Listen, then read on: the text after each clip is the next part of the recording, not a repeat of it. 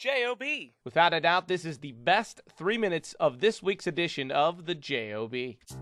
We have a special treat for you on the J.O.B., and I do say treat. Tim Kahn, the CEO of Dreyers Grand Ice Cream. Dreyers located right here in our own backyard. Do things sell differently in the East Coast than they do in the West Coast? Absolutely, and they sell differently in the North and South, too. For example, butter pecan is often, most years, one of the top 3 flavors in the country, but if you say that to people who live in the North, they don't understand that. But from Texas across to Florida, butter pecan's a big flavor. You ever run into somebody somewhere, like on the street, and they're like, hey, here's this flavor you got to try. You have a weird story of adding a flavor that way? Everybody I meet has got a flavor they want to try in ice cream. That's one of the great things about this business. The weirdest flavor we've ever made was a hot chili, which in the first version actually had chocolate-covered cornflakes in it. That was an interesting ice cream that I liked, but the American consumer didn't agree with it. Yeah, I was going to say, you green-lighted that, Tim?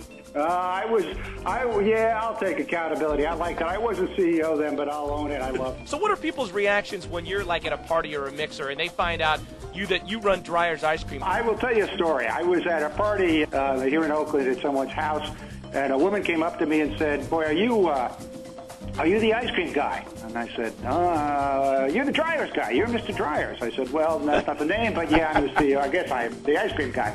And she said, "There's a whole lot of little kids waiting in the backyard who want your autograph," which it was truly kind of, it would make me a little modest because I'm not used to anybody ever asking for my autograph.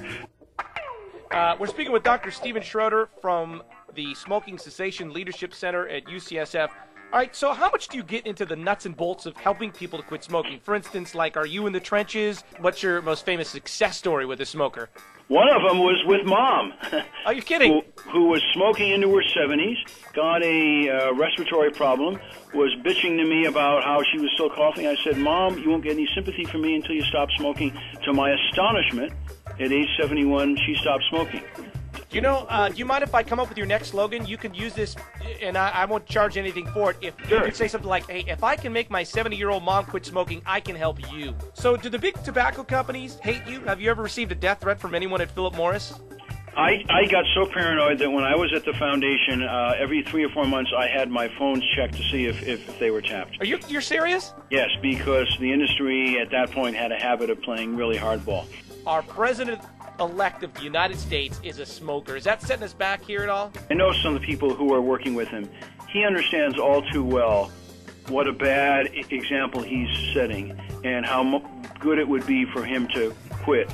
And he's very sympathetic. So he will be, his people will work very, very hard to lower smoking. For the entire show, head on over to workingradio.com.